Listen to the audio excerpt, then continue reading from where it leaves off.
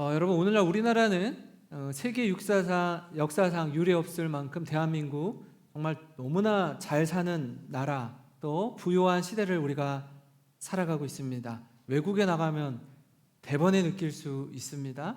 과거에는 우리나라를 일컬어서 개발도상국이라고 했고요. 조금 더 뒤로 가면 1950년 6월 25일 한국전쟁 이후에 우리나라가 완전히 황폐하게 되었고 폐허가 되었습니다. 그 16개국 유엔 연합군이 와서 우리나라를 도와주지 않았으면 아마 그냥 공산화가 되었을 겁니다. 그 16개국 연합군 중에 우리나라를 도왔던 나라 중에 한 나라가 이디오피아입니다. 이디오피아가 군대를 파견해가지고 우리나라를 돕겠다고 왔어요. 그러니까 우리나라는 당시에 세계에서 가장 못 사는, 가장 가난하고 어려운 그런 나라였습니다. 근데 불과 100년도 지나지 않아서 세계를 선도하는 선진국이 되었습니다. K-팝, K-컬처가 이 전 세계를 아주 열광의 도가니로 만들었어요. 지난주에 그 성경 유적지 탐방을 다녀오면서 로마, 그리스, 튀르키예 이렇게 갔는데, 튀르키예를 가니까 그 이스탄불을 일컬어서 이스탄불이라는 그 도시, 우리 예전에 있었잖아요. 인구수가 1600만 명입니다. 인구수가 1600만, 900만이 이스탄불의 유럽에 살고 있고 800만이 이스탄불의 아시아에 살고 있어요. 그러니까 이스탄불이라는 수도 도시가 한쪽은 유럽 지역이고 한쪽은 아시아 지역이에요. 합해서 유라시아라고 하더라고요. 갔는데 이 튀르키예 우리 막 형제 국가라고 하잖아요. 초등학교, 중학교, 고등학교 아이들이 이렇게 우리가 간 성경 유적지에 소풍을 온 거예요. 소풍을. 근데 우리가 한국 사람인 걸 알고 아이들이 뭐라고 하냐면 안녕하세요, 안녕하세요. 애들이 너무 반갑게 인사를 하는 거예요. 우리를 보고 한국말로 한국 사람을 보면 너무나 반가워하더라고요. 얼마나 고마운지. 수많은 젊은이들이 가장 오고 싶어하는 동남아에 있는 청년들은요, 대한민국에 여행 오는 게 꿈이에요. 꿈.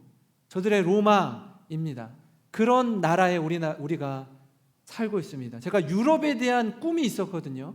로마를 가고 그리스를 갔는데 물론 유적에 대해서는 할 말이 없어요. 그냥 압도하는 나라입니다. 그런데 환경이나 여건이나 시설이나 물이나 이건요, 우리나라가 훨씬 좋아요. 비교 불가할 정도로 우리나라가 훨씬 앞서 있습니다. 그런 나라에 살고 있기 때문에 여러분 정말 자부심을 가져도 됩니다. 왜냐하면 전 세계에서 우리나라 어려웠잖아요. 어려우니까 우리나라를 도와주는 나라가 많이 있었어요.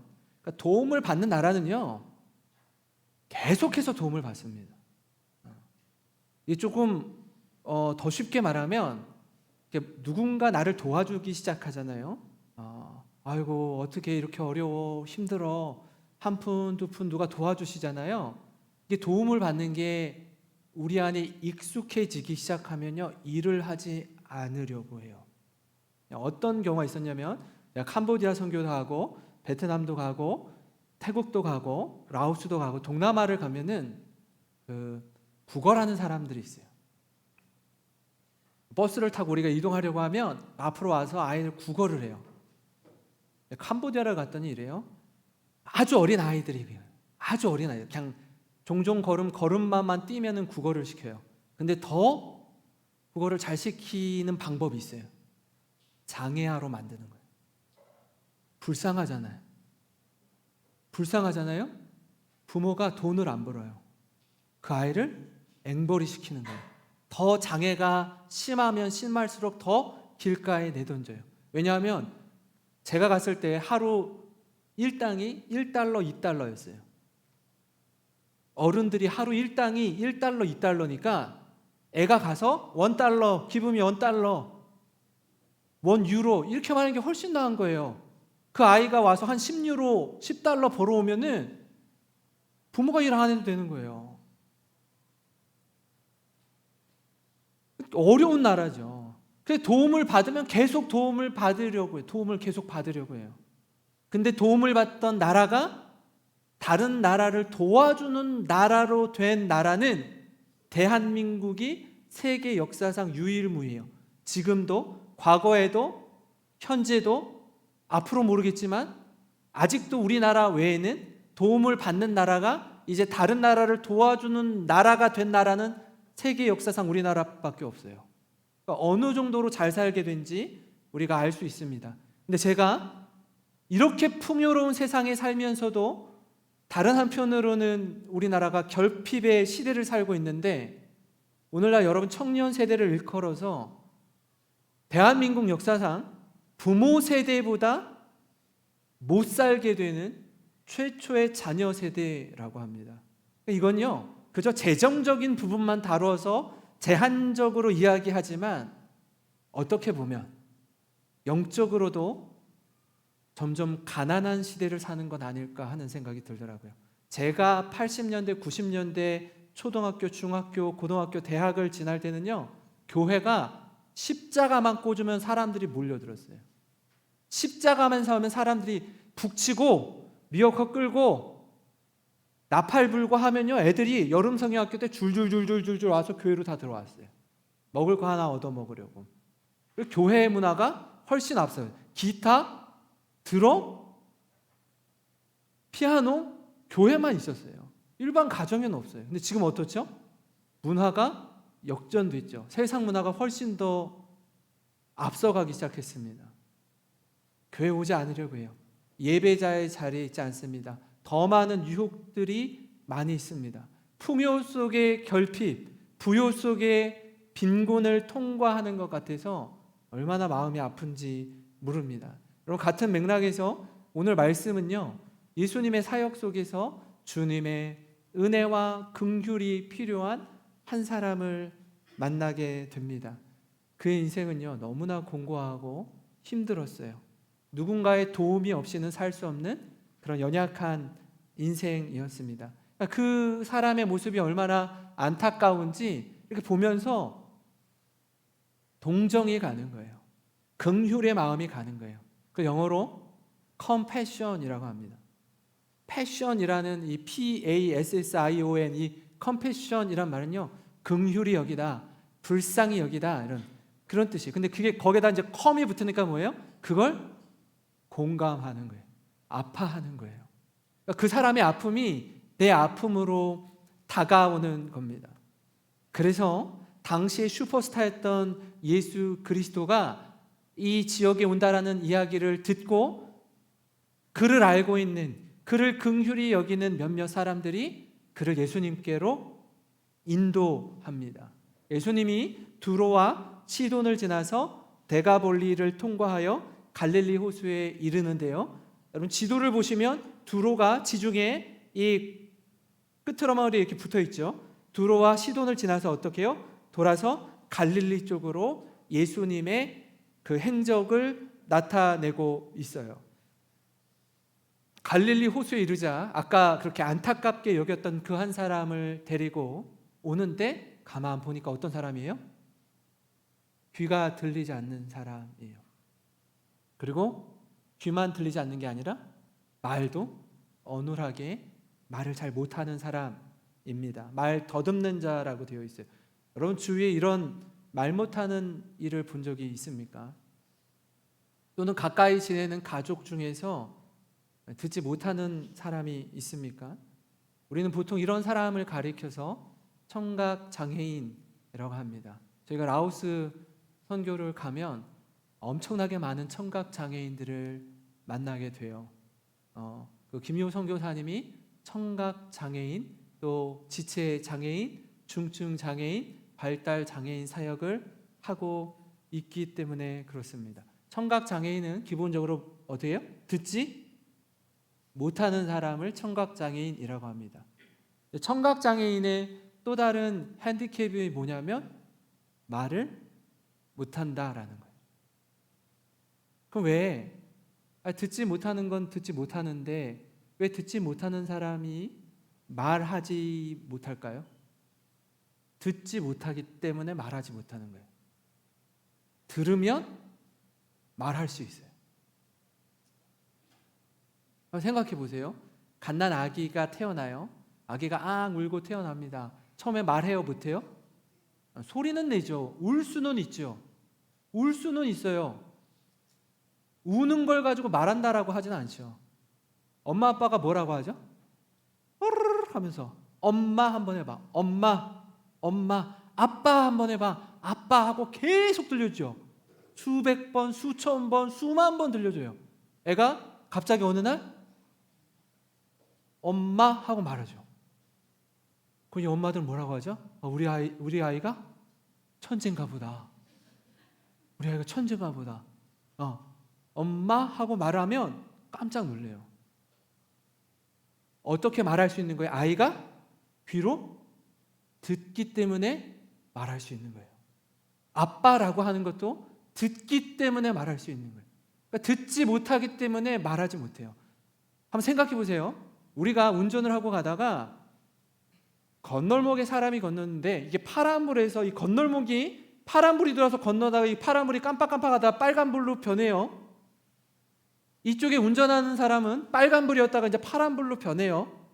우리 이제 가려고 하는데 이 사람이 여기 가는 거예요. 또 어떻게 하죠? 비키라고 신호가 바뀌었으니까 빵빵하죠. 이 사람이 듣지 못하면 빵빵 소리를 들어요, 못 들어요? 못 들어요. 누가 부르는 소리를 못 들어요. 가르쳐 줘야 돼요. 누군가 곁에서 알려줘야 돼요. 여러분, 이 괴로움은요 말할 수가 없습니다. 내가 말하고 싶은데 말을 못한다고 생각해 보세요. 제가 이 장애 이해 체험 학교에 가서 하루 동안 말을 하지 말라고 그래가지고 막 종이에다가 글을 쓰고요, 손짓 발짓을 하면서 대화를 해야 되는데 너무 힘든 거예요. 너무 고통스러운 거예요. 근데 사실 우리는 언제든지 그 하루 말 못하는 걸 체험하는데도 힘이 들었는데 언제든지 말하고 싶으면 말을 하면 되잖아요. 근데 평생 말하지 못하면요, 이건요 그 상황에 있는 사람이 아니면 모릅니다. 몰라요. 근데 그 사람 곁에 그를 긍휼히 여기는 사람이 있어서 예수님께 데리고 나와서 안수받기를 원하는 자들이 있었습니다. 청각장애인을 진심으로 사랑하는 이들이었습니다. 이 표시를 많이 봤죠. 제가 이렇게 찾아봤어요. 이 I love you인데 이게 I예요. 새끼손가락을 하나 하면 I고, 이렇게 하면 L의 love에 이제 love고, U가 이렇게 하면은 U더라고요. 그래서 이걸 다 합하면 이렇게 하면 I love you. 난 당신을 사랑합니다. 원래는 나는 당신을 사랑합니다. 이렇게 하는데 이렇게 하면 이거는 만국 공용 수화라고 하더라고요. 제가 이 말씀을 묵상하면서 두 가지 질문이 떠올랐습니다. 오늘 말씀을 통해 여러분께 던지는 질문 첫 번째는 뭐냐면요, 나에겐 영혼을 긍휼히 여기는 마음이 있는가? 우리는 혼자서 못 삽니다. 어디를 가든지 공동체로 함께합니다. 어디를 가든지 무엇을 하든지 우리 주위를 살펴보면 우리 주위와 함께하는 사람들이 있어요. 그 사람들 가운데 남부러울 것 없이 잘 먹고 잘 살고 여유 있게 사는 사람들도 있지만, 반면에 마음이 쓰이고 마음이 향하는 이들이 있습니다. 안타까운 분들이 있어요. 그러면 기회가 있는 대로 좀 손 내밀어 주고 싶고 도와주고 싶은 분들이 있습니다. 어제도요 교회 출근을 했는데, 이제 교회는 도움이 필요한 분들이 그래도 찾아오기 쉬운 이 공간 아닙니까? 그래서 이렇게 좀 어디를 가야 되는데 차비가 없어요, 좀 도와주세요 하는 분들이 자주 와요. 근데 어제도 오셨어요. 연세가 한 70이 넘으신 분 같은데 그냥 뭐 간절한 500원을 들고 계시더라고. 500원을 들고서 제가 나운동에 버스를 타야 되는데 600원이 부족해요. 좀 도와주세요. 제가 얼른 1,000원을 드렸어요. 여러분, 보통은 잘 그렇게 안 하셔요. 2만 원이 필요해요. 제가 서울을 가야 돼요. 이런 분들이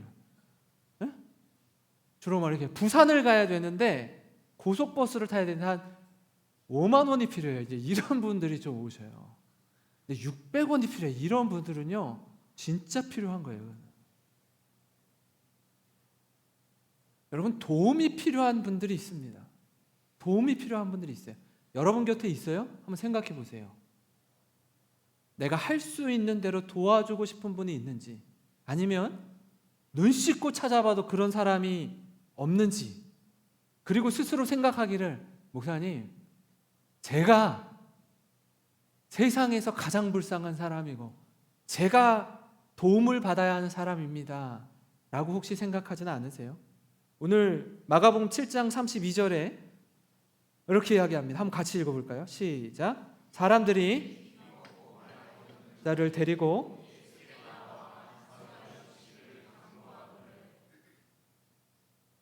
누가요?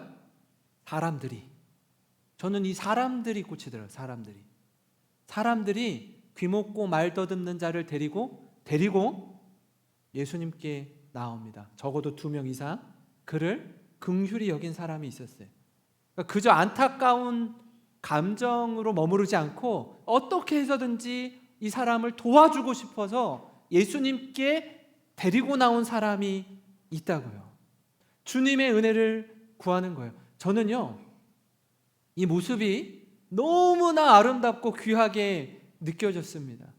아픔이 있지만, 약점이 있지만 그의 연약함을 공감하고 도와주는 사람들이 그 사람 곁에 있었다라는 게 이게 얼마나 감사한 일인지 몰라요.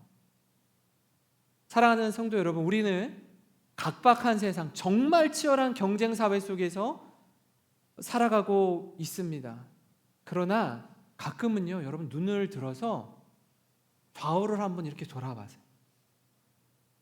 혹시 내가 부족하지만, 나도 넉넉하지는 않지만 나의 필요를 도와줄 수 있는 사람, 나의 도움이 필요한 사람이 없는지 한번 이렇게 주위를 돌아보세요. 그리고 전화를 하든지 문자를 보내든지 아니면 찾아가 한번 만나서 손 한번 꼭 잡아주든지, 조금 더 여유가 있으면 식사라도 한 끼 대접하든지 차라도 마시든지, 그런 여유가 있으면 좋겠습니다. 우리 가족을 돌아보는 울타리를 좀 넘어서 다른 나의 도움이 필요한 필요한 사람은 없는지, 그 넉넉함과 여유를 갖는 우리 모든 성도님 되시길 주님의 이름으로 축원합니다. 또 하나의 질문은 뭐냐면, 나를 긍휼히 여기며 함께 울고 웃는 이들이 있는가라는 질문이에요. 반대 질문입니다. 내가 힘들 때, 내가 어려울 때 나의 약함을 공감하고 내 편이 되어주고 함께 울고 웃을 수 있는 사람이 있는지 한번 생각해 보세요. 평소 때는 몰라요. 내가 잘 지낼 때, 문제 없을 때, 건강할 때, 여유 있고 넉넉할 땐 전혀 그런 생각조차 하지 않아요. 내가 어려워지잖아요. 우리 청년들 이렇게 인생을 살다 보면 우여곡절이라는 게 있어요. 저는 아직 한 번도 경험해 보지 못했다고요? 그럼 여러분 늘 하나님께 감사하셔야 돼요. 이런 시간을 보낼 때, 인생의 바닥을 칠 때, 이게 공이 떨어지잖아요. 이렇게 바닥을 칠 때, 바닥을 쳐야 되는데 여기 땅인 줄 알았는데 지하실도 있어요. 지하 1층만 있는 게 아니라 2층, 3층, 4층도 있어요. 그 바닥을 칠 때 물론 하나님께 기도도 하지만 이렇게 의지할 만한, 같이 마음을 나눌 만한 사람이 내게 있느냐라는 거예요. 제가요, 핸드폰을 계속 바꾸지만 요즘엔 어떻게 하죠? 이걸 뭐라 그러지? 마이그레이션, 이렇게 이 옛날 폰이랑 지금 폰이랑 딱 두면 알아서 이쪽이 다 이쪽으로 데이터가 계속 넘어가잖아요. 넘어가서 이 전화번호부가 계속 쌓이는 거예요. 전화번호부가. 그러니까 큰 교회에 있다 보니까 교구가 바뀌고 부서가 바뀌고 하면 성도님들의 데이터를 계속해서 넣어야 되는 거예요. 교구가 바뀌면 2년에 1000명씩을 거기다 넣어야 되는데 이게 쌓이니까 막 10,000명이 넘어가요. 근데 보세요. 여러분 전화번호부 데이터가 이만큼 있어요. 근데 진짜 어려워. 진짜 연락을 하고 싶은데 한번 이렇게 찾아보세요. 내가 전화해서 마음 나눌 만한 사람이 도대체 몇 명이나 있는가 한번 찾아보세요. 사람은 무지기수로 많은데 연락할 사람이 없어요. 마음 나눌 사람이 없는 거예요.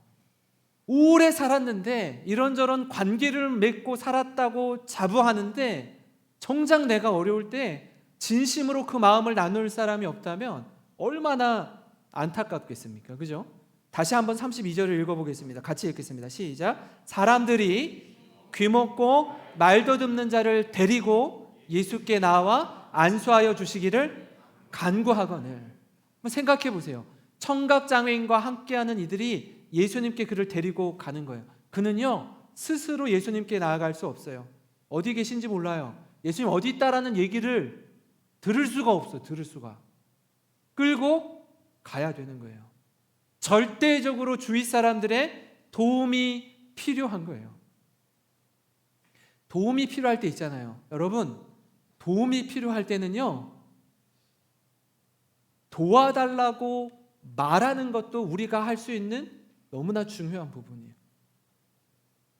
어떤 분들은요 분명히 자기가 지금 도움이 필요한데 도와달라고 말을 못하는 분이 있어요. 혼자 막 끙끙거리는 분이 있어요. 자기가 감당할 수 없는 일인데 이거 누가 도와주면은 할 수 있는데 그 말을 못하는 거예요. 말을 밤을 새는 거예요. 끙끙 앓는 거예요. 아니요, 말하세요. 도와달라고. 혼자서 할 수 없을 때 함께의 은혜를 누리시기를 바랍니다. 혼자서는 역부족인 일들을요 함께라면 충분히 가능해요. 그렇게 그 청각장애인 곁에는 그를 돕는 친구들이 있었습니다. 사랑하는 우리 청년 여러분, 이 주님 앞에 예배드리는 이 시간 여러분 옆에 앉아있는 우리 청년들 한번 바라보세요. 옆에 있는 분들, 여러분 지금 바로 옆에 있는 분들이 함께 울고 웃을 수 있는 바로 그 사람이에요. 너무나 귀한 분들입니다. 어렵고 힘들 때 눈물 닦아줄 수 있는 바로 그 사람이에요. 다락방 식구들이, 여러분의 가족들이 너무나 소중한 사람임을 기억하는 우리 모든 성도님 되시길 주님의 이름으로 축원합니다. 그런가 하면요 오늘 말씀을 정리하면서 깨닫는 한 가지 좀 나누려고 합니다. 뭐냐면 우리를 긍휼히 여기사 치유와 회복의 은혜를 베푸시는 예수님께 나아가라 라는 겁니다. 예수님께 이 청각장애인을 데리고 나왔는데 예수님은요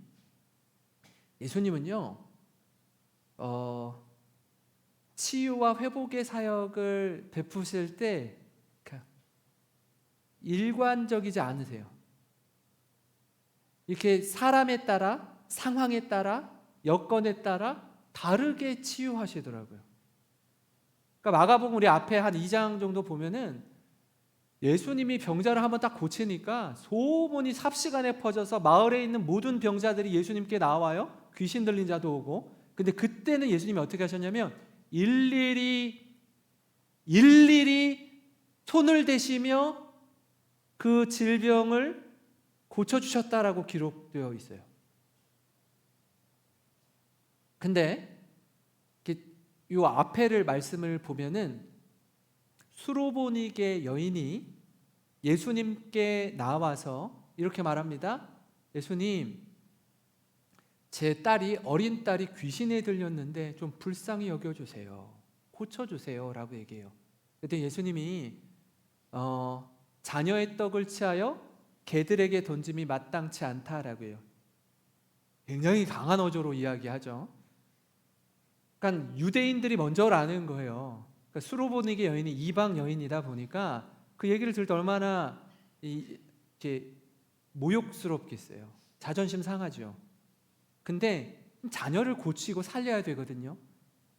그럴 때는요, 자존심이고 뭐고 그런 게 없어요.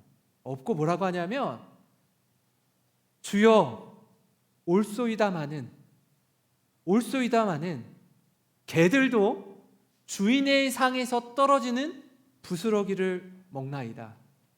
지금 자신을 개로 표현해요. 개들도 주인의 땅에서 떨어지는 부스러기를 먹습니다. 부스러기의 은혜라도 줬사오니 제 딸을 좀 제발 고쳐주세요. 그때 귀신 들린 어린 딸은 집에 있었어요. 집에. 데리고 오지 않았어요. 데리고 오지 않았다고요. 근데 어떻게 해요? 그 여인 보고 가라. 내 믿음이 내 딸을 구원하였느니라 하고 가라고 해요. 그럼 가요. 이렇게 가서 집에 보니까 딸이 귀신이 쫓겨나고 상 위에 누워있더라 이렇게 얘기해요. 예수님이 직접 가지 않아도 고쳐요. 직접 가지 않아도 고친다고요. 어떤 때는요, 나병 환자를 고치는데 어떻게 해요? 말씀으로만 고칠 수 있는데 손을 대서 고치죠. 손을 대서 고쳐요. 오늘 말씀은 어떻게 해요? 독특해요. 무리를 떠나요. 둘만의 공간으로 가요.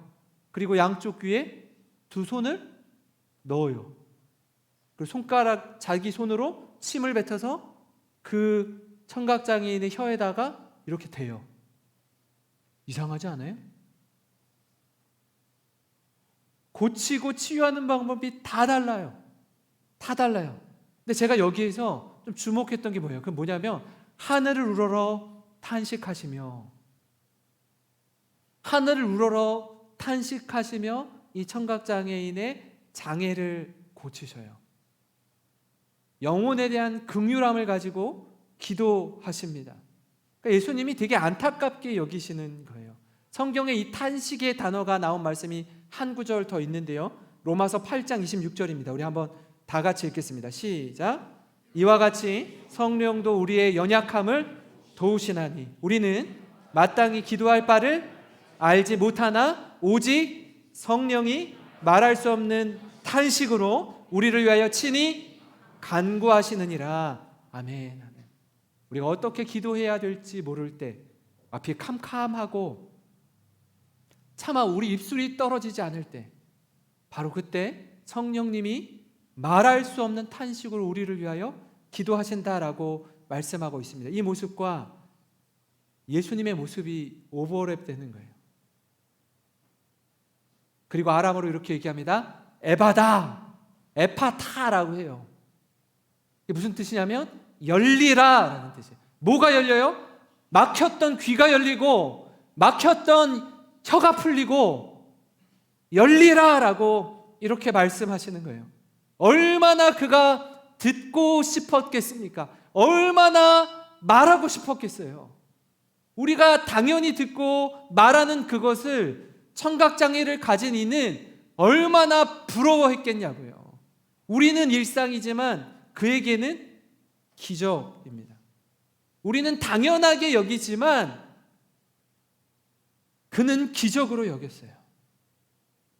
사랑하는 성도 여러분, 이 자리에 계신 분들 가운데 주님이 우리를 부르시는 음성을 듣지 못하는 분이 계십니까? 예배 가운데 성경 말씀을 통해 여러분을 아끼고 사랑하는 가족과 지체를 통해서 하나님께서 여러분들에게 계속해서 말씀하고 계시는데 못 들어요. 못 들어. 영적인 눈도 어두워져 있고 영적인 귀도 어두워져 있어서 주위에서 그렇게 권면하고 그렇게 위해서 기도하는데 못 들어요. 또 어떤 분은 입술을 열어서 하나님께 부르짖어 기도하고 싶은데, 뜨겁게 기도하고 싶은데 한마디 기도도 나오지 않는, 아니 기도할 수 없는 깊은 슬픔 가운데 계신 분이 있습니까? 그렇다면 우리를 긍휼히 여겨주셔서 치유와 회복의 은혜를 베푸시는 그 예수님께 나아가시기 바랍니다. 여러분의 기도의 골방으로 나아가세요. 거기가 이 교회여도 좋고요. 여러분 여기 올라가면 옥탑, 이 기도탑 있는 그쪽에 기도실이 있어요. 거기에 가서 부르짖어 기도하셔도 좋고요. 중고등부실에 가서 기도하셔도 좋고요. 여러분 집, 여러분 방 안에서 기도하셔도 좋고요. 누구의 방해도 받지 않는 그곳이 어떤 곳이어도 좋아요. 내 기도 소리를 내가 부르짖어 기도할 때 어느 누구도 의식하지 않고 오직 주님만 바라보고 기도할 수 있는 공간, 그 기도의 골방에서 예수님께 나아가시기를 바랍니다. 그 은혜를 충만히 누리는 우리 모든 성도님 되시길 주님의 이름으로 축원합니다. 여러분 오늘 말씀을 기억하면서 우리 같이 찬양하고 함께 좀 기도하겠습니다.